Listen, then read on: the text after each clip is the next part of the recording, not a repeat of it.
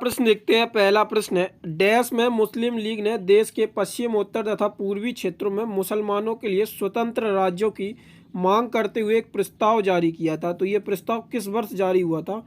1942 में, 1940 में, 1945 में और 1948 में। तो ये मुस्लिम लीग के द्वारा स्वतंत्र राज्यों की जो मांग की गई थी वो सन 1940 में की गई थी। तो इसका राइट आंसर होगा ऑप्शन नंबर सेकेंड, 1940।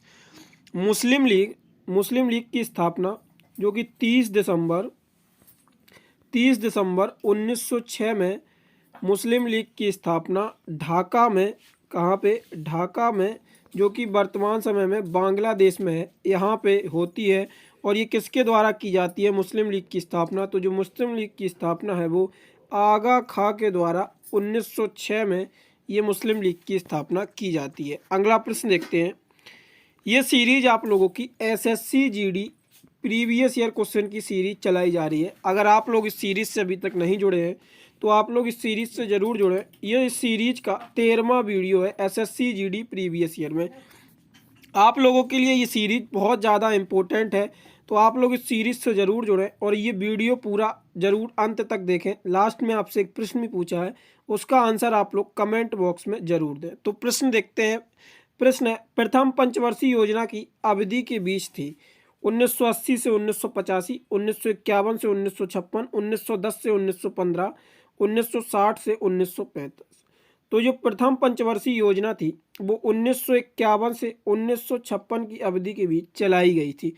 प्रथम पंचवर्षीय योजना जो कि 1951 से 1956 तक चलाई गई थी, ये किस मॉडल पर आधारित थी? तो ये हेराल्ड डोनर मॉडल पर ये प्रथम पंचवर्षीय योजना आधारित थी। और जो प्रथम पंचवर्षीय योजना का जो लक्ष्य था वो था कृषि और सिंचाई। क्या लक्ष्य था प्रथम पंचवर्षीय योजना का? कृषि और सिंचाई, इसका ये उद्देश्य था प्रथम पंचवर्षीय योजना का। और इसमें 1952 में एक ऑब्जेक्टिव और जोड़ा गया, परिवार नियोजन इसमें 1952 में जोड़ा गया। इसी पंचवर्षीय योजना में जो पहली पंचवर्षीय योजना थी इसमें 2 बांधों का निर्माण किया गया। वो बांध कौन से थे? एक तो था भाखड़ा नागल, दूसरा था हीराकुंड बांध। ये पहली पंचवर्षीय योजना में इनका निर्माण कराया गया था।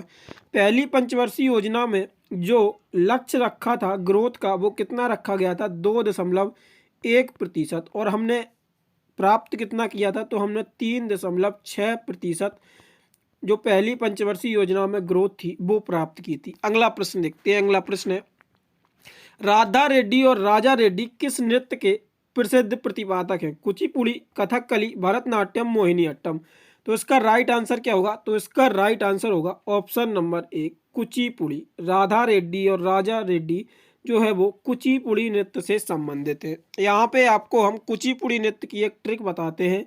जितने नामों के पीछे रेड्डी शब्द लिखा मिल जाए आप लोगों को, तो उसमें आप लोग कुचिपुड़ी आराम से लगा सकते हैं बिना कोई डाउट के। रेड्डी शब्द कुचिपुड़ी नृत्य से संबंधित है। अब देखते हैं बाकी के जो ये 3 नृत्य दिए गए हैं इनसे संबंधित कुछ प्रतिपादक। कथकली के देखते हैं। तो कथकली में पहला नाम आता है कृष्णन कुट्टी का। किसका? कृष्णन कुट्टी का पहला नाम आता है कृष्णन कुट्टी। दूसरा नाम आता है मृणालिनी साराभाई। ये दोनों कथकली से संबंधित है। भरतनाट्यम के नाम देखते हैं। भरतनाट्यम में पहला नाम आता है यामिनी कृष्णमूर्ति। दूसरा नाम आता है रुक्मणी देवी अरुण मंडेल। मोहिनी अट्टम के 2 नाम देखते हैं। तो मोहिनी अट्टम के 2 नाम कौन से हैं? एक सबसे प्रसिद्ध नाम है मोहिनी अट्टम का कला मंडलम अम्मा, और दूसरा नाम है हेमा मालिनी। तीसरा नाम है श्री देवी। ये थे मोहिनी अट्टम से संबंधित। अगला प्रश्न देखते हैं। अगला प्रश्न है, निम्नलिखित में से कौन सा हरित क्रांति का एक लाभ है? खाद्यान्न में आत्मनिर्भरता, सरकार के खाद्यान्न भंडार में कमी, खाद्यान्नों के आयात में वृद्धि और खाद्यान्नों के मूल्य में वृद्धि। तो जो हरित क्रांति से हमको एक लाभ मिला था वो हमने खाद्यान्न में आत्मनिर्भरता हासिल की थी हरित क्रांति में। हरित क्रांति जो कि भारत में 1960 के दशक में इसकी शुरुआत हुई थी।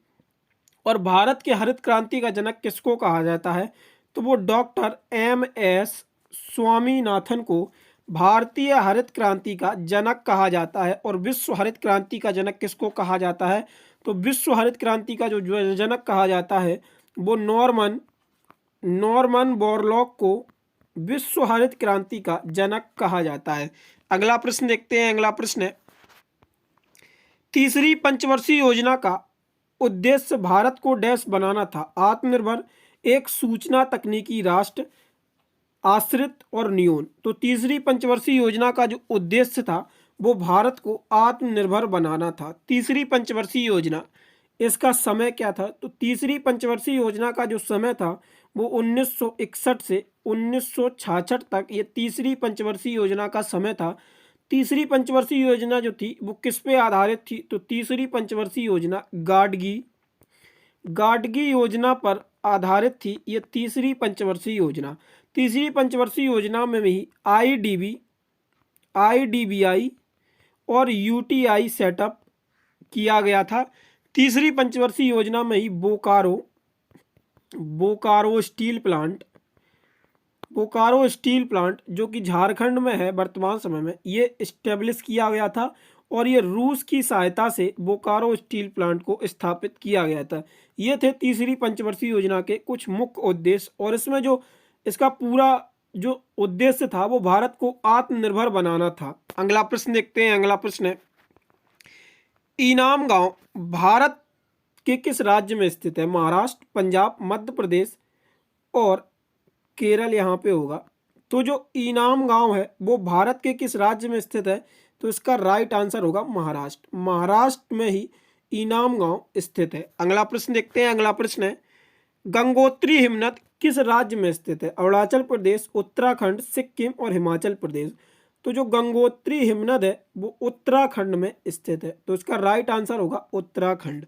अगला प्रश्न देखते हैं। अगला प्रश्न है, मेगास्थनीज के अनुसार पाटलिपुत्र के कुल कितने द्वार थे, 64, 125, 261 और 366। तो जो मेगास्थनीज ने बताया था तो पाटलिपुत्र में कितने द्वार थे मेगास्थनीज के अनुसार, तो इसका राइट आंसर होगा 64। मेगास्थनीज के अनुसार पाटलिपुत्र में 64 द्वार थे।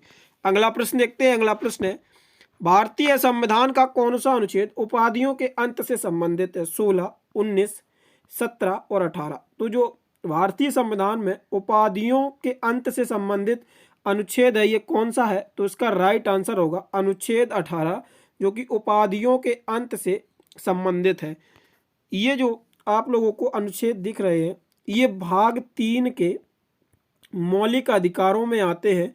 तो जो भारतीय संविधान में मौलिक अधिकार दिए गए हैं वो 12 से 35 आर्टिकल के बीच में ये मौलिक अधिकार दिए हुए हैं, जिसमें ही अनुच्छेद 18 जो है वो उपाधियों के अंत से संबंधित है। अगला प्रश्न देखते हैं। अगला प्रश्न है, भूमची त्योहार मुख्य रूप से भारत के निम्नलिखित में से किस राज्य में मनाया जाता है, महाराष्ट्र, सिक्किम, आंध्र प्रदेश और हिमाचल प्रदेश। तो जो भूमची त्योहार है ये भारत के जो महाराष्ट्र राज्य है उसमें मनाया जाता है। अगला प्रश्न देखते हैं। अगला प्रश्न है, राष्ट्रीय आय की गणना की डैश विधि में हम उत्पत्ति वस्तुओं की सेवाओं के कुल वार्षिक मूल्य की गणना करते हैं यदि एक वर्ष की समय इकाई है, खरीद, ऋण, उत्पाद, कर। तो इसका राइट आंसर क्या होगा, उत्पाद।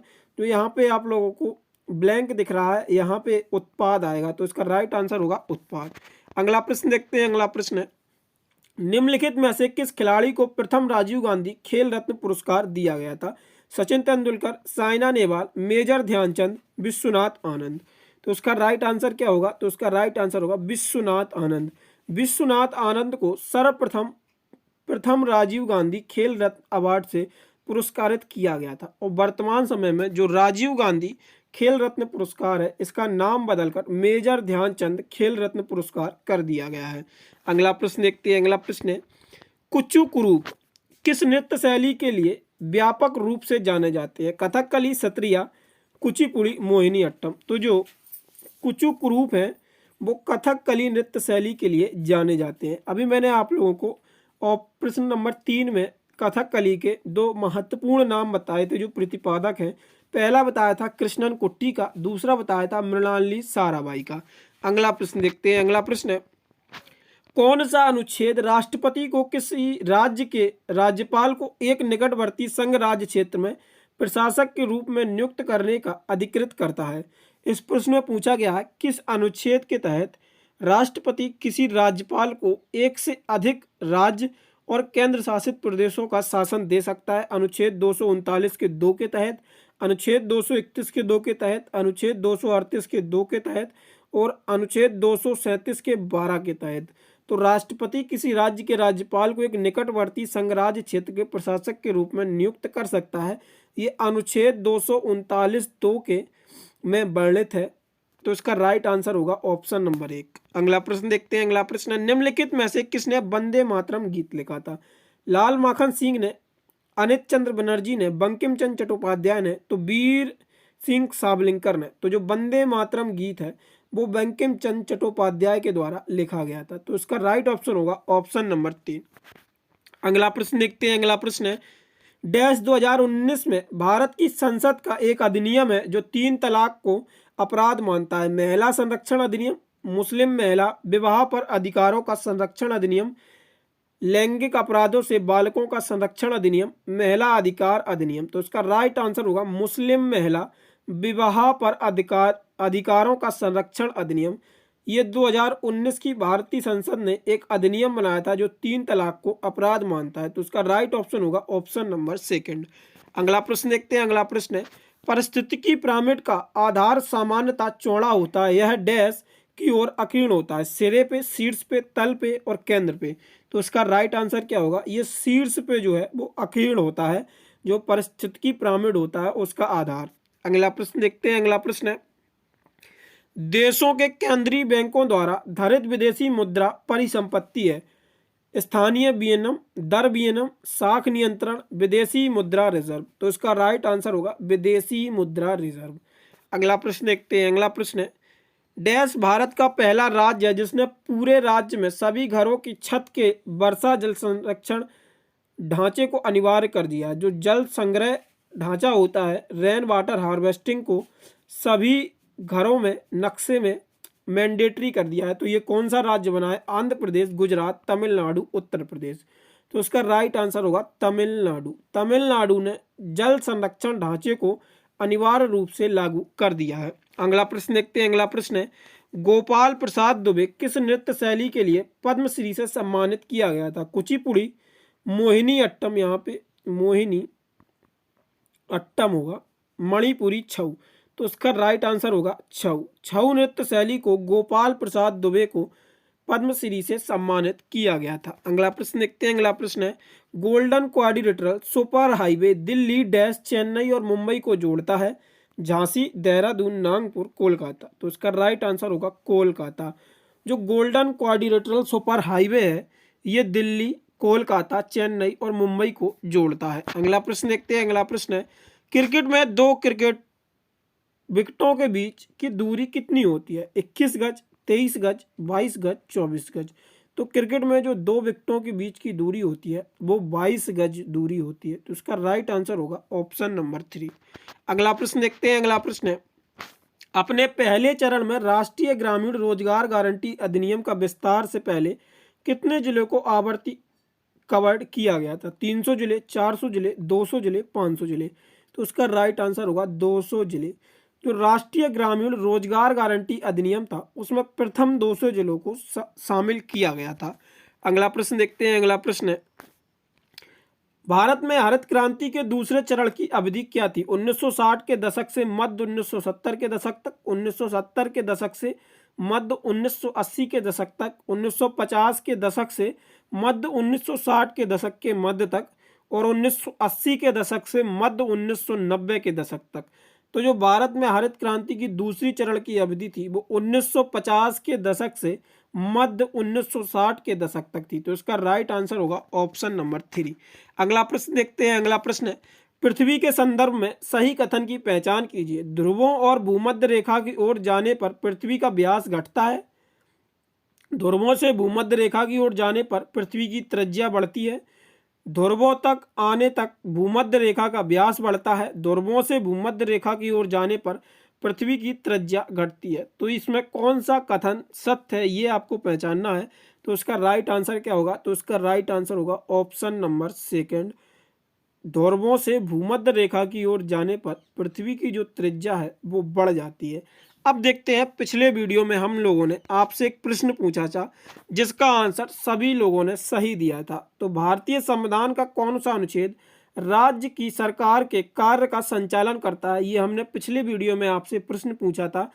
तो ये कौन सा अनुच्छेद था? अनुच्छेद 144, अनुच्छेद 178, अनुच्छेद 166 और अनुच्छेद 132। तो इसका राइट आंसर था अनुच्छेद 166 में वर्णित है कि राज्य की सरकारों के कार्य का संचालन अनुच्छेद 166 के तहत जो बातें बताई गई हैं उसके तहत किया जाएगा। अब देखते हैं आज का प्रश्न जिसका आंसर आप लोगों को हमें कमेंट बॉक्स में बताना है।